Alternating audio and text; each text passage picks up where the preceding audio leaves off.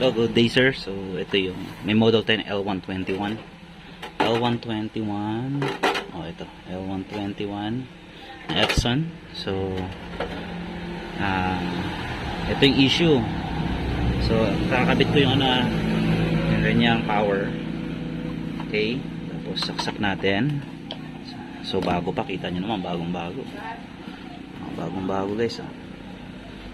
So power natin, ayan, ilaw, di ba? Power working. So papakita ko sa inyo yung issue. Obserba muna natin. Tingnan muna natin. Ayan na. So blinking, power on. Pak. Wala na. 30 seconds, patay na. Oh, hindi na siya ma-turn on. Okay. So ito yung mga issue, hindi natin alam kung paano siya ginamit or something, baka mamaya nagkaroon ng logic board issue. Discharge natin. Pero good yung Okay. So wait lang, wala tayo.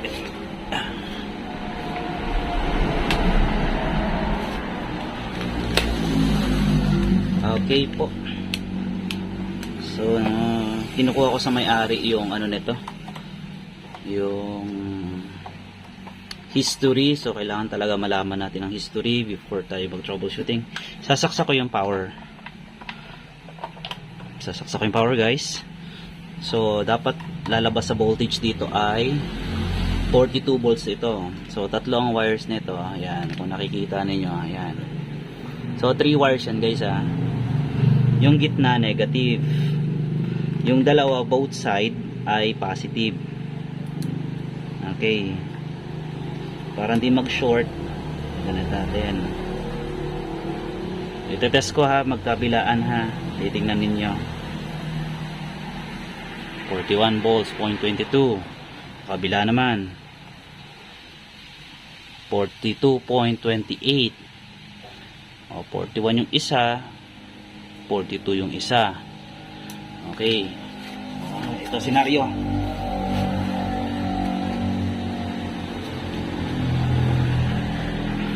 Wala ko ng okay, so wala ako ng pasensya na. So kuha tayo ng isang charger. Ayan, bago rin itong charger, working po ito. Disconnect natin. So nakita naman natin, di naman nawala yung power nya, hindi siya nawala, ibig sabihin di bumaba yung power nya. Sa akin sinaksak ko na. So check natin yung power. Center ulit yung negative.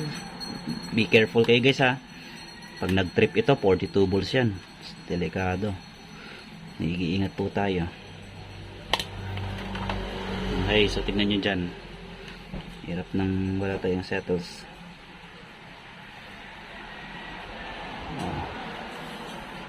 41.52 kabila.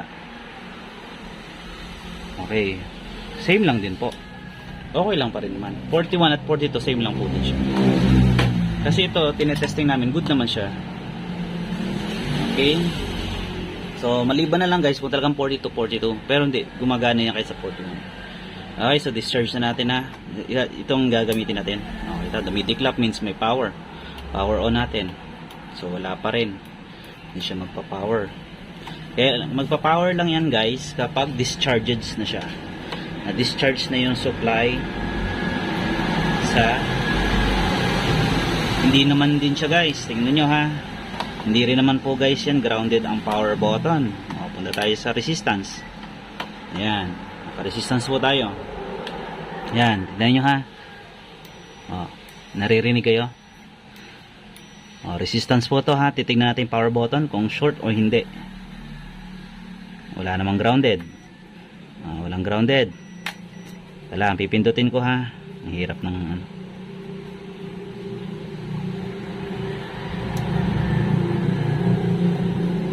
pipindutin ko okay.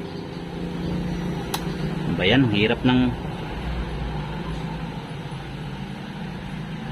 walang patulong. Dapat may clip.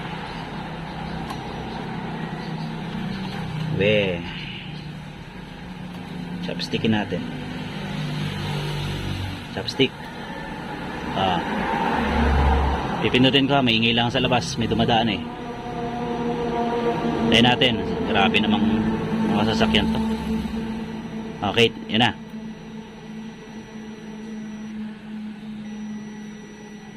Ba yan?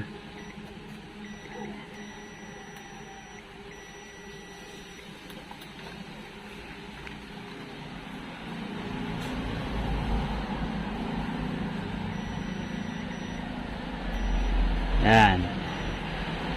Tingnan nyo.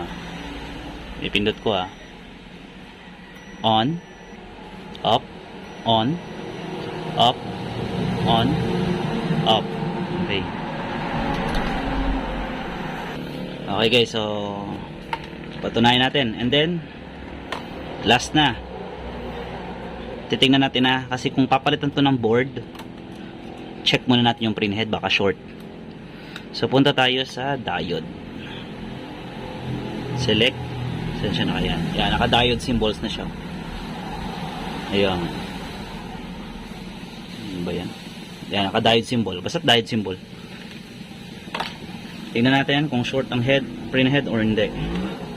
So dito tayo magsisimula. Negative dito. Polarity. So gagawa ko ng video guys. Separate video. Oh, this. So dito natin iwan si negative. Then check natin. Sorry. Hindi makita ninyo. Blurred. Ano ba yan? May ginago. Ay, may mga customer guys. Pasensya na kayo. Siya, balik tayo guys. May nagpa-print kasi. Okay lang yan. Business yan. Okay, yan. Natulog na yung aking ano. Ulitin natin guys diode tayo. Hindi ko magawa sa table ko eh. Daming tambak eh. Okay. Kita nyo ba? Ayan. So, dapat 0, 0 lang. Tapos, yung number 17 dyan ay 2 point something. Tapos, the rest 0, 0 na. Kaya, mamaya pakita ko sa inyo. So, place muna natin. Naka, kakalikot. Time monitor. Hirap. Reklamador. Gagawa nga ako sa sunod nito, yung pan-testing na kagad diretso nito. Yan, diode tayo, diode. At malulobat, wala kasi itong ano eh. Kita ba? Yan, sige. Sabihin ko na lang. Dito tayo sa 20 pin nito guys. Start sa 20, yung negative nakalagay sa 20, and then ito nakalagay sa 19. Pag walang tunog, okay. 19, dito sa 18, 0.5 is normal. 17 lang guys is 2.69, 690. Normal lang yan. Kasi marami na akong tinis yan. 16, 0, or okay. 15, 0.5, okay. 14, 13, okay. 13, 12, 11. Kasi 10 isang line dito, 10 rin ang isang line dito. 10, 9, 8, 8. Check natin 8. 8, 7, 6.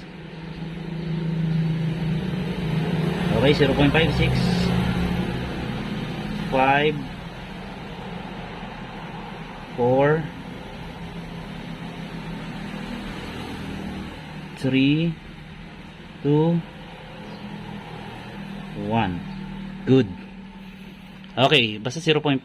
Wag lang guys, pamula 10 hanggang 1, magkakaroon tayo ng 2 point something. Pag 2 point something, short na ang diode sa loob ng printhead natin. So, negative na siya guys. Yun po. So, kasi yung iba niyan, pagdating sa 1, short na. 2 point something. Pagdating sa 2, short na rin. 2 point something, dapat 0.5 o 0.500 lang. Yun po yung okay niya. So, madaling sabi, guys, kahit tanggalin ko to iiwan ko siya, iwan ko tong sensor, tatanggalin ko yung printhead, kahit hindi nakakunik ang printhead yan, guys, dapat si logic board gagana yan, kahit hindi yan magpiprint kasi disconnected siya, pero gagana to, mabubuhay to ng matagal. Pero pag namamatay siya ng mabilis, may short, walang problema sa power button, hindi naman grounded. So connect natin tong charger ko. Ito charger ko, at itest ko ibang charger ha. Tapos saksak natin to, tapos power on natin. Yan, mabubuhay siya kasi discharged na siya. Ayan, discharges na siya. Okay, so bilang tayo dyan, tignan natin. Sinubukan ko rin, disconnected ang printhead para hindi maiwasan ng short. Dapat mabubuhay. Wala na, patay na. So magta-try tayo, magpapalit tayo ng logic board. Hahanap lang ako ng mga logic board na working din, na hindi sunog, hindi siya sira, at saka ko yan. So mag-check pa tayo ng mga logic board na working, at ita-transfer natin, yun lang. Kasi pag bibili kayo ng logic board, napakamahal. Okay, so yun lang guys. Maraming salamat sa panonood, at I hope may natutunan kayo. Well, hindi ko pa nasasabi yung cost.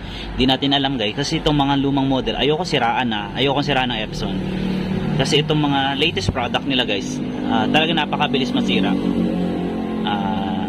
Magiging kabawasan to sa YouTube ko kasi pinopromote ko yung product bago defective yung product. So hindi ko rin naman kasalanan yan.